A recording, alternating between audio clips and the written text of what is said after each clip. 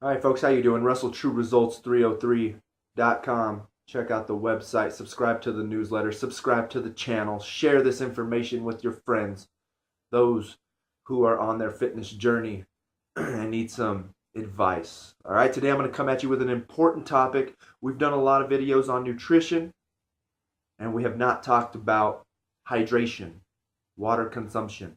So that's what we're going to be talking about today. All right, so there's a lot of government standards out there. I think the main one is 8 cups of water a day. A cup is 8 ounces. That's coming out to about 64 ounces a day. In my opinion, that is really low, just depending on the size of the person. For me, that would be very low. 64 ounces, that's not even half of my body weight. So, what I recommend to a lot of people is we try to hit minimum a gallon a day. That's going to be 128 ounces.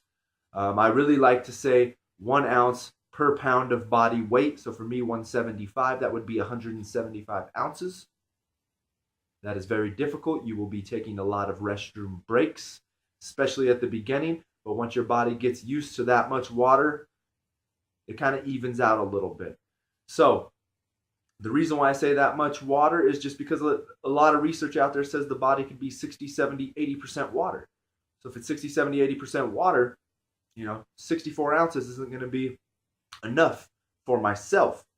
And of course, it's always going to be trial and error. You're going to have to work on this on a daily basis and see what makes you feel the best. I can guarantee you, though, if you get more water in your system, you will feel better. All right, that's one thing I can tell you for sure. You will feel better if you start consuming more water. Now, if you're like me, I'm a coffee drinker in the morning. That's going to dehydrate you. Once you drink a couple cups of coffee, you're going to the restroom quite a bit. From there, I start to alternate. Cup of coffee, cup of water. Cup of coffee, cup of water. All right? So that's what I think you should do if you are a coffee drinker in the morning. Same thing if you're an alcohol drinker at night. Hopefully not in the morning. I've been there, I've done that, but hopefully not in the morning. If it's at night, same thing. Let's alternate. Beer, shot, whatever it is, water. Because that's going to dehydrate you as well. I think that's why a lot of people get that major hangover in the morning. Of course, it's depleted us of other key nutrients in our body, but I think hydration is the big thing. Once we drink alcohol, that is definitely dehydrating. You're going to the restroom a lot, or what they call breaking the seal. You're going to be going to the restroom quite a bit. We're losing a lot more water than we're taking in. So let's alternate on alcohol as well. We're going to alternate on alcohol. We're going to alternate on coffee in the morning. If you're drinking soda, same thing. We've got to alternate. You've got to replace those fluids. Especially, like I said, these things are going to be dehydrating you. They're not having any positive benefits on the body. So we need to make sure that we're alternating between these types of drinks, even tea sometimes. All right. So how can we tell if we are dehydrated? One thing is they say if you're thirsty, which I am right now, if you have that trigger of thirst, you are already dehydrated. It is too late. That's why we need to be able to sip on water constantly throughout the day, just sipping on water. Next is just looking at the color of your urine. The darker it is, the more yellow it is. Of course, that's a sign of dehydration. Now, I understand if you're taking a multivitamin, that can change the color of the urine.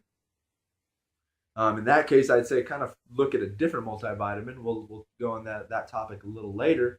But like I said, we need to be able to judge in those areas. Are we feeling thirsty? It's too late. You're usually 1 to 2% already dehydrated. And then looking at the color of your urine is a good indicator of dehydration. So there we go. There's a few basic instructions on water intake. That's what I follow. That's what I think you should follow. But once again, it's experimental, and you're going to have to just experiment on yourself and see what's best for you. All right? So one more thing. A lot of people are going to say filtered water. I know there's a lot of research out there now that is talking about how the water that we drink has a lot of pharmaceuticals in it, fluoride in it, other poisons and dangerous things that could be in it. So should you use a water filter?